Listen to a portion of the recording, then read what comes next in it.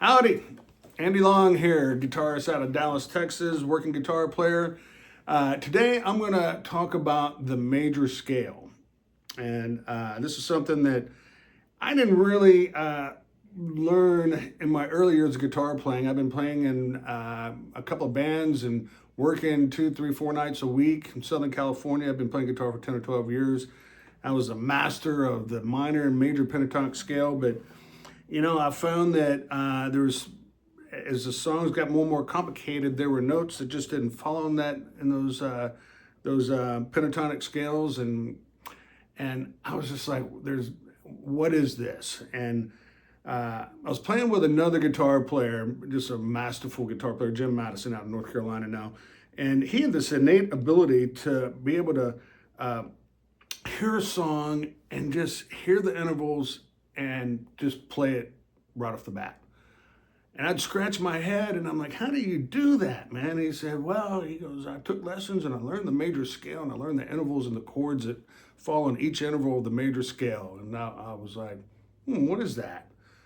So I broke down and finally decided that I would take one-on-one lessons, and I ended up taking lessons from a gentleman by the name of Baker Scott, Guitar Boy. He was the man, and he taught me the major scale and how it's used to build musical motifs and chords and songs, and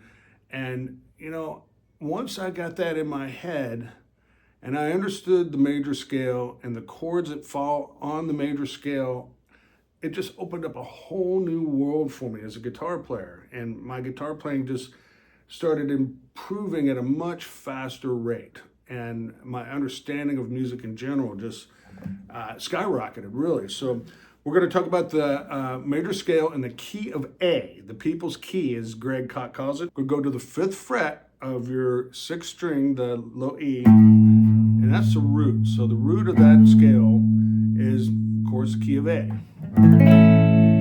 which represents the A major scale, or the A major chord. So the scale itself is like this.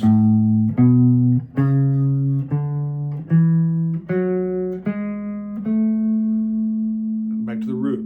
So you have the first note is your A, and this is in the key of A. Second note is your B. Third note is your C sharp. Fourth note is your D. The 5th note is the E. 6th note is your F sharp. 7th note is your G sharp, and then you're back to the root. So each one of these scale tones represents a chord, and this is consistent through, if you were to play, the C major scale, the chords, everything is exactly the same. So this scale is movable anywhere on the neck. And just to give you an example, so you could play A major right here, or you can go to the octave up here and play the same intervals, right? It's the same exact intervals. So the important thing about this scale is the chords that fall on each degree, each note of that scale. So we're in the key of A, and we're playing an A major scale, and that represented by an A major chord. So the A major is your one chord. Then the next note is B. Well, that's the root of B minor. That's a minor chord, B minor. Then the third note, 1, 2, 3, is your C sharp. C sharp minor. So the first 3 chords of the A major scale in any major scale it's a major, minor, minor. Then your 4th chord, 4th note on the A major is D, and that is a D major. And then the 5th is E, and this is an E7, which is a dominant chord. Major chord with a flatted 7. Kind of a blues feel, and that's called a dominant chord. Then your 4th note, or your 6th note, sorry, is F sharp, F sharp minor. So again, we have major, minor, minor, major, dominant, minor, then diminished, So this is a D sharp diminished scale, or G sharp diminished chord. So here's the chords for the entire A major scale. So you got A major, B minor, C minor, D, E7, F sharp minor, G diminished, and then back to the A. And once you realize that that's consistent all across the neck, right? It's consistent in the major scale. That's the way it works. So you've probably heard, we're playing a blues song. It's in the key of A, 1, 4, 5. Right? That's just a traditional 12-bar blues. There's your 1, that's the A. D's your 4 chord.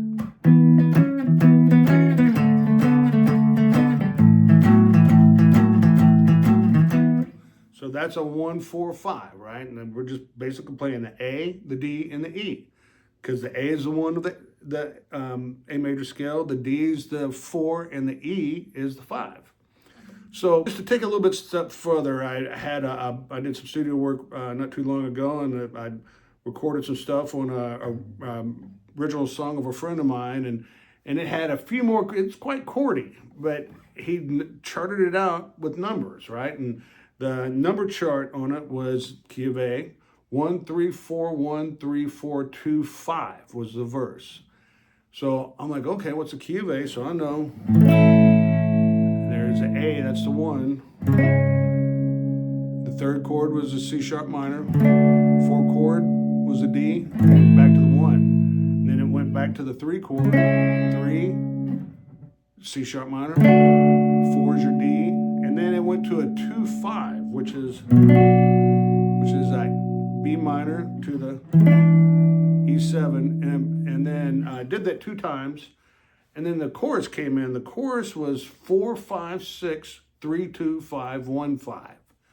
So I knew that to be, okay, 4 chord, that's a D, 5 chord, that was an E, and then the 3 chord, C sharp minor, and then it went to the 2 chord, which was the B minor, 5 chord, to the 1, back to the 5. And when I played it, it was more like this.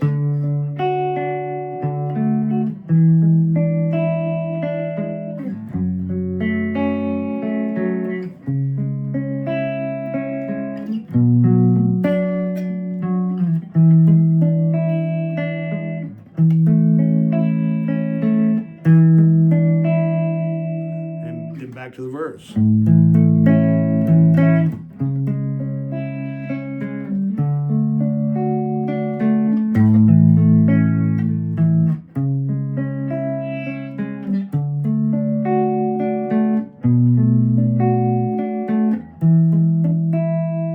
Right, now all those chords are based off of that number chart. 1, 2, 3, 4, 5, 6, 7, root. So once you get this scale in your head, and again, we're talking the Ionian mode. And the reason why I'm talking about the Ionian mode, I eventually memorized the 7 modes of the major scale. And the reason why I did that is I had several teachers. You go online, and if you look at all the major scales, some people will call this finger position number 2 or 3 or 1. So there's no consistency as to what this scale shape is. We know it's the major scale. When you memorize the modes, Ionian, Dorian, Phrygian, Lydian, Mixolydian, Aeolian, Locrian, and then back to Ionian, it's much easier to learn those scales based on those Greek words, and they're kind of a pain to memorize them, but memorize those, the 7 modes. Learn the names first. Just memorize those names. Ionian scale, Dorian, Phrygian, Lydian, Mixolydian, Aeolian, Locrian, and then back to your Ionian. So that's it for today. If you get anything out of this, please like and subscribe. I'm going to do some more of these. I'm not doing it for money, or I'm just doing it to become a better guitar player. This is much for me. If you get something out of it, great. I'm going to be talking about more about the different modes of the major scale and how they apply to the chords on the major scale. And that's when really it's going to open some ideas for you for writing, for recording, for jamming with people. The more you know how the major scale works, it becomes so much easier to do all those things. So anyway, Andy Long, thank you very much. Hope to see you again.